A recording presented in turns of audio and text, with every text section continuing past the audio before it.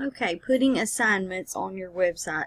Some teachers like to use their website as like the hub of their activity, you know, where students go to the website to get their assignments and, you know, homework and everything for the day.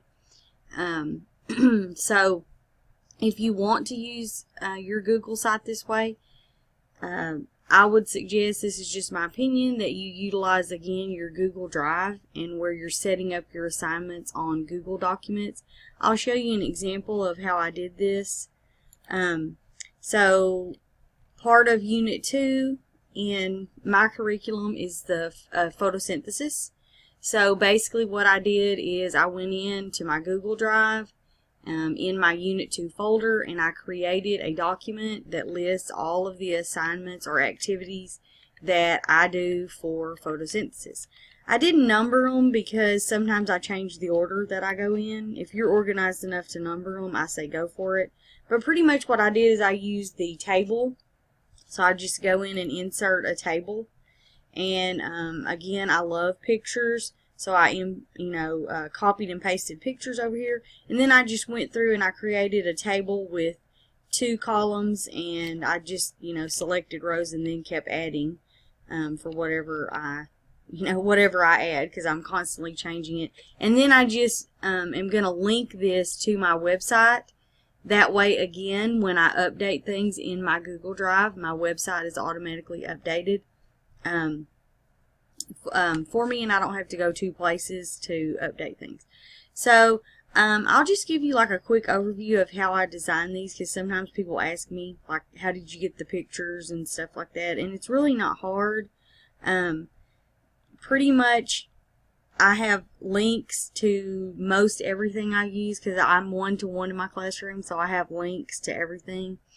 So for example, this link right here goes to a study jam. So when the kids click it and then they click the link, the study jam photosynthesis is going to pop up. My internet is so slow today. Anyway, and there's the photosynthesis, and they could just play the video from there. This is like my Engage. I usually just show this for kids at the beginning of the unit, so they could watch it right there. And then people will say, okay, well, how did you get that picture? I'm really big on pictures. I find it helps when kids are using this, they know they're in the right place. We do not use Chromebooks at my school, so I use, the computers I use all have Windows on them, which has this cool little tool called the snip tool. It looks like scissors here. So whenever there's something like I wanted to put this picture of this girl right here in my document, I can just click my snip tool and just hit new snip, and then I can select the area that I want, and then it'll pop up, and I just hit this right here means copy, and then I go back to my document, and I could, Control V, paste it. I'm just pasting over the top of the same picture like that, and then I get the picture. If you're using a computer with Windows, then you should have the snip tool on there, and you can just search your computer to find it. I don't know what version of Windows you have. If you have 7 or up, then you would just like move over to the side and get your charms and come up here to the search. Start typing snip, and it should pop up. If you're using an older version of Windows, down here on the bottom left, you'll have that circle start button. You can click there. Mine doesn't have it, and then you'll have a search box to find it.